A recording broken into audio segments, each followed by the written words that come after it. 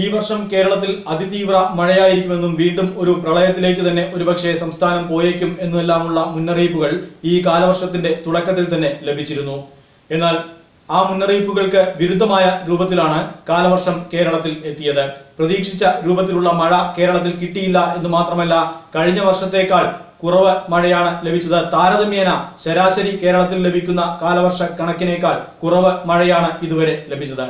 പക്ഷേ ഇപ്പോഴിതാ വീണ്ടും അതിതീവ്ര മഴ എന്ന ഒരു വലിയ ആശങ്കാജനകമായ മുന്നറിയിപ്പിലേക്ക് കേരളം പോയിരിക്കുകയാണ്. അടുത്ത 2 ദിവസങ്ങളിൽ കേരളത്തിൽ അതിതീവ്ര മഴയുണ്ടാകും എന്നാണ് കാലാവസ്ഥാ നിരീക്ഷണ കേന്ദ്രം ഇപ്പോൾ നൽകുന്ന മുന്നറിയിപ്പ്. മാത്രമല്ല, അങ്ങനെ സൂചിപ്പിക്കുന്ന രൂപത്തിലുള്ള ശക്തമായ മഴ ഇപ്പോൾ വിവിധ ജില്ലകളിൽ ലഭിച്ചു തുടങ്ങുകയും ചെയ്തു.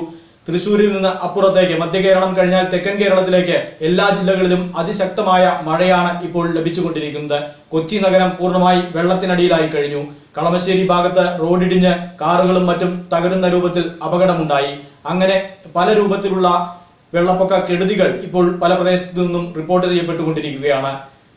നിരവധി ജില്ലകളിൽ ശക്തമായ മഴ നിർത്താതെ പെയ്തുകൊണ്ടിരിക്കുകയാണ്. 2 ദിവസം കൂടി ഈ രൂപത്തിലുള്ള മഴ തുടർന്നാൽ കേരളം വലിയ അപകടത്തിലേക്ക് പോകും എന്നുള്ള മുന്നറിയിപ്പുകളാണ് ഇപ്പോൾ ലഭിച്ചുകൊണ്ടിരിക്കുന്നത്. 8 ഡാമുകളിൽ നിന്ന് ഇപ്പോൾ തന്നെ വെള്ളം ഒഴുക്കിക്കളയുന്നതിന് വേണ്ടിയുള്ള നടപടികൾ സ്വീകരിച്ചിട്ടുണ്ട്. ശക്തമായ മഴയുണ്ടായാൽ സ്വീകരിക്കുന്ന സ്വാഭാവിക നടപടിയാണ് ഇത് എന്നാണ് അധികൃതർ നൽകുന്ന വിശദീകരണം. എന്തായാലും ആ രൂപത്തിൽ പുഴകളിലും മറ്റും വെള്ളം നിറയുന്ന അവസ്ഥയിലേക്ക് കേരളം മാറിക്കഴിഞ്ഞു. ഈ മഴ ശക്തമായി തുടർന്നാൽ വീണ്ടും കേരളം കാലവർഷക്കെടുതിയിലേക്കും അതുപോലെ തന്നെ വെള്ളപ്പൊക്കത്തിലേക്കും ഒക്കെ പോകുമോ എന്നുള്ള ആശങ്ക ഇപ്പോൾ വീണ്ടും ശക്തമായിട്ടുണ്ട്. ഇടുക്കി ജില്ലയിൽ മഴയുമായി ബന്ധപ്പെട്ടുകൊണ്ട് റെഡ് അലർട്ടാണ് അടുത്ത 2 ദിവസത്തേക്ക് പ്രഖ്യാപിച്ചിട്ടുള്ളത്. ഇടുക്കി ജില്ലയിൽ റെഡ് അലർട്ടുള്ള സാഹചര്യത്തിൽ സമീപ ജില്ലകളിൽ എറണാകുളം, കോട്ടയം ജില്ലകളിലെ സ്ഥിതി കൂടുതൽ രൂക്ഷമാകാനുള്ള സാധ്യത മുന്നിൽ കണ്ടുകൊണ്ട് നടപടി സ്വീകരിക്കണം എന്ന് കാലാവസ്ഥാ വകുപ്പ് മുന്നറിയിപ്പ് നൽകിയിട്ടുണ്ട്.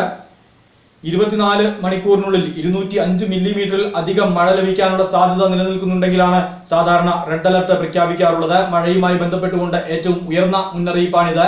ആ മുന്നറിയിപ്പാണ് ഇപ്പോൾ ഇടുക്കി ജില്ലയിൽ പ്രഖ്യാപിച്ചിട്ടുള്ളത്. ചില പ്രദേശങ്ങൾ കേന്ദ്രീകരിച്ചുകൊണ്ട് അതിശക്തമായ അതിതീവ്ര മഴയ്ക്കുള്ള സാധ്യതയാണ് ഇപ്പോൾ കാണുന്നത് എന്നാണ് കാലാവസ്ഥാ നിരീക്ഷണ കേന്ദ്രം പറയുന്നത്. അങ്ങനെയെങ്കിൽ കാര്യങ്ങൾ കൂടുതൽ അപകടമാകും. കാരണം കാലവർഷ കെടുതിയിൽ ഉരുൾപൊട്ടൽ പോലെയുള്ള അപകടങ്ങൾ ഇത്തരത്തിൽ ഒറ്റപ്പെട്ട പ്രദേശങ്ങളിൽ ശക്തമായ മഴ പെയ്യുമ്പോഴാണ് ഉണ്ടാവാറുള്ളത്. അങ്ങനെയൊരു ആശങ്ക കൂടി നിലനിൽക്കുന്നുണ്ട് എന്നാണ് കാലാവസ്ഥാ നിരീക്ഷണ കേന്ദ്രം പറയുന്നത്. ഉരുൾപൊട്ടൽ, മണ്ണിടിച്ചിൽ, വെള്ളപ്പൊക്കം തുടങ്ങിയ ദുരന്തങ്ങൾക്കുള്ള സാധ്യത ഇത്തരത്തിൽ ലഭിക്കുന്ന മഴ പ്രദേശങ്ങളിൽ വളരെ കൂടുതലായിരിക്കുമെന്ന് കാലാവസ്ഥാ നിരീക്ഷണ കേന്ദ്രം പറയുന്നു. അതുകൊണ്ട് തന്നെ സർക്കാർ സംവിധാനങ്ങളും പൊതുജനങ്ങളും പൂർണ്ണ സജ്ജരാവുകയും മുൻകരുതൽ നടപടികൾ പൂർത്തീകരിക്കുകയും ചെയ്യണം എന്നാണ് ദുരന്ത നിവാരണ അതോറിറ്റി പറയുന്നത്. രാത്രി സമയങ്ങളിൽ മഴ കൂടുതൽ ശക്തമാകാനുള്ള സാധ്യത മുന്നിൽ കാണണം. അത് കണ്ടുകൊണ്ട് ദുരിതബാധിതരെ എത്തിക്കുന്നതിന് വേണ്ടിയുള്ള ക്യാമ്പുകളും മറ്റും സജ്ജമാക്കണം എന്നാണ് ദുരന്ത നിവാരണ അതോറിറ്റി ഇപ്പോൾ പറയുന്നത്. പകൽ സമയത്ത് തന്നെ ഇങ്ങനെയുള്ള സൂചനകൾ ലഭിച്ചാൽ ആളുകളെ ക്യാമ്പിലേക്ക് മാറ്റണം എന്ന് അതോറിറ്റി പറയുന്നു. ജൂലൈ 29 കോട്ടയം, എറണാകുളം, തൃശൂർ, പാലക്കാട് ജില്ലകളിലും ജൂലൈ 30 മലപ്പുറം, കോഴിക്കോട്, വയനാട്, കണ്ണൂർ, കാസർഗോഡ് എന്നീ ജില്ലകളിലും കേന്ദ്ര കാലാവസ്ഥാ വകുപ്പ് ഓറഞ്ച് അലർട്ട് പ്രഖ്യാപിച്ചിട്ടുണ്ട്. ഒറ്റപ്പെട്ട ഇടങ്ങളിൽ അതിശക്തമായ മഴയാണ് ഈ ജില്ലകളിലും പ്രവചിച്ചിട്ടുള്ളത്.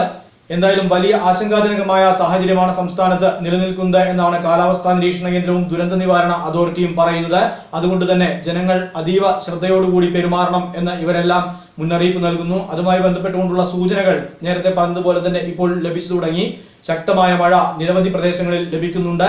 മധ്യ കേരളത്തിൽ നിന്ന് അങ്ങോട്ട് തെക്കൻ കേരളം വരെയുള്ള പ്രദേശങ്ങളിൽ പലയിടവും വെള്ളത്തിനടിയിൽ ആയി കഴിഞ്ഞു. അതുപോലെ തന്നെ കടലാക്രമണം പല പ്രദേശങ്ങളിലും രൂക്ഷമാണ്. അങ്ങനെയുള്ള ഒരു സാഹചര്യത്തിലൂടെയാണ് ഇപ്പോൾ ഈ കോവിഡ് കാലത്ത് സംസ്ഥാനം കടന്നുപോകുന്നത്. തീർച്ചയായും സംസ്ഥാനത്തെ സംബന്ധിച്ചിടത്തോളം വലിയ ഒരു പ്രതിസന്ധി തന്നെയാണിത്. ഈ കോവിഡ് കാലത്ത് ഇത്തരത്തിലൊരു കാലവർഷ കെടുതി ഉണ്ടായാൽ അതിനെ കൂടി അതിജീവിക്കുക എന്നുള്ളത് അത്യന്തം പ്രയാസകരമായിരിക്കും. ആ ഒരു വിഷമകരമായ സാഹചര്യത്തിൽ ജനങ്ങൾ കൂടുതൽ ജാഗ്രത പുലർത്തണം. അധികൃതരുടെ എല്ലാ നിർദ്ദേശങ്ങളെയും അതുപോലെ പാലിക്കണം എന്നാണ് ഭരണ സംവിധാനങ്ങൾ ഒന്നാകെ ഇപ്പോൾ ജനങ്ങളോട് അഭ്യർത്ഥിക്കുന്നത്.